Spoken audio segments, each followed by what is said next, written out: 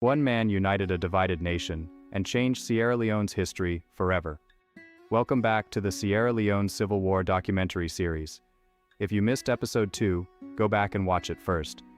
We explained how colonial rule created divisions between the colony and the protectorate, and how those tensions shaped the future of the country. Today, we meet the man who would lead Sierra Leone into independence. His name was Sir Milton Margai. Before entering politics, he trained as a medical doctor. People wanted change. They wanted their own leaders. They wanted the right to decide their own future.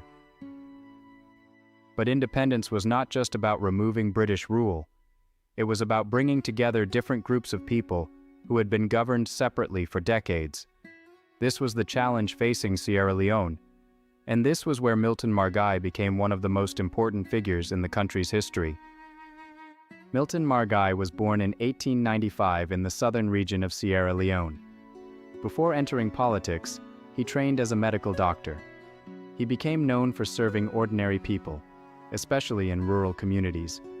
His connection with everyday Sierra Leoneans helped build trust and respect.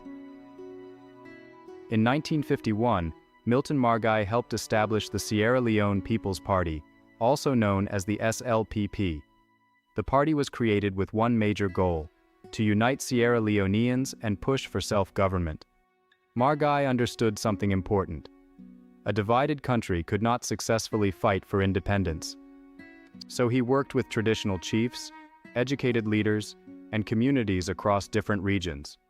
While some countries achieved independence through violent struggles, Margai believed Sierra Leone could achieve freedom through negotiation and diplomacy. He worked with British authorities to increase African participation in government. In 1951, constitutional reforms allowed more Sierra Leoneans to enter the Legislative Council. By 1953, Margai became chief minister, giving him greater responsibility in preparing the country for self-rule. Then came a historic moment. In the 1957 elections, Milton Margai and the SLPP won a decisive victory. This strengthened his position as the main leader negotiating Sierra Leone's path to independence. On April 27, 1961, Sierra Leone officially gained independence from Britain. Milton Margai became the country's first prime minister. The transition was peaceful. There was no major violence, no revolution, no civil war. For many Sierra Leoneans, independence represented a new beginning, a chance to build a nation based on unity, education, and development. Margai was respected internationally because of his calm leadership style. He believed political disagreements should be solved through discussion, not force. Many people saw him as a symbol of stability, but every new nation faces challenges. Independence gave Sierra Leone freedom from colonial rule. However, the biggest challenge was still ahead. How would the new country manage power? How would future leaders treat democracy? And what would happen after Milton Margai was gone? Because only 3 years after independence, tragedy struck.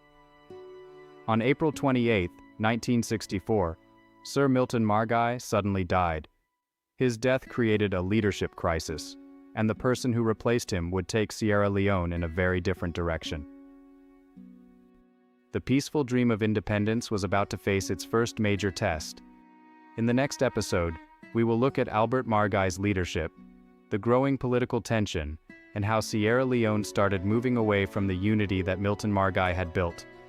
If you missed episode 2, go back and watch it. Then continue with episode 4. The story is just beginning.